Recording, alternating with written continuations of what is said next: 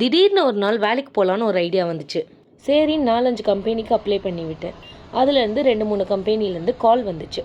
Job title வந்து data entry எக்ஸிக்யூட்டிவ்னு இருந்தது. Place அண்ணா சாலைன்னு சொன்னாங்க. அடடா, ஹார்ட் ஆஃப் த சிட்டியில் போய் ஒர்க் பண்ணுறோன்னு ரொம்ப க்யூரியஸாக கிளம்புனேன். ஆஃபீஸ் 6th ஃப்ளோரில் போய் உட்காந்தேன். அட்மின் மாதிரி ஒருத்தவங்க வந்தாங்க, வெயிட் பண்ண சொன்னாங்க.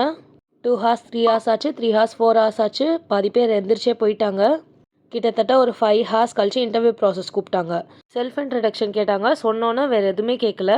அவங்க ஒன்று எக்ஸ்பிளைன் பண்ணாங்க. பண்ணிவிட்டு இந்த மாதிரி ஒரு ஷீட் காமிச்சு நீங்கள் இதில் சைன் போடுங்க, 4500 பே பண்ணணும்னு சொன்னாங்க.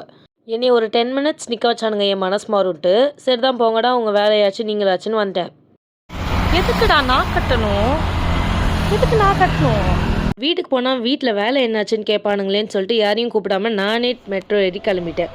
ஃபர்ஸ்ட் டைம் மெட்ரோவில் போகிறனால எனக்கு எதுவுமே தெரியல, எங்கே நிற்கிறது, டிக்கெட் எப்படி வைக்கிறதுன்னு கூட. ஒருத்தவங்க ஹெல்ப் பண்ணாங்க. ஸோ அவங்களுக்கு ஒரு தேங்க்ஸை போட்டு மெட்ரோவில் பராக் பார்க்க நல்லா இருந்தது.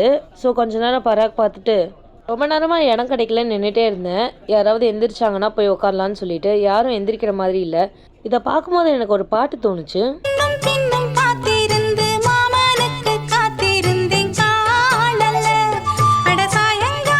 உங்களுக்கு இந்த மாதிரி தேவையில்லாமல் டைம் வேஸ்ட் பண்ண தருணங்கள் இருந்துச்சுன்னா கமெண்ட் பண்ணுங்கள்.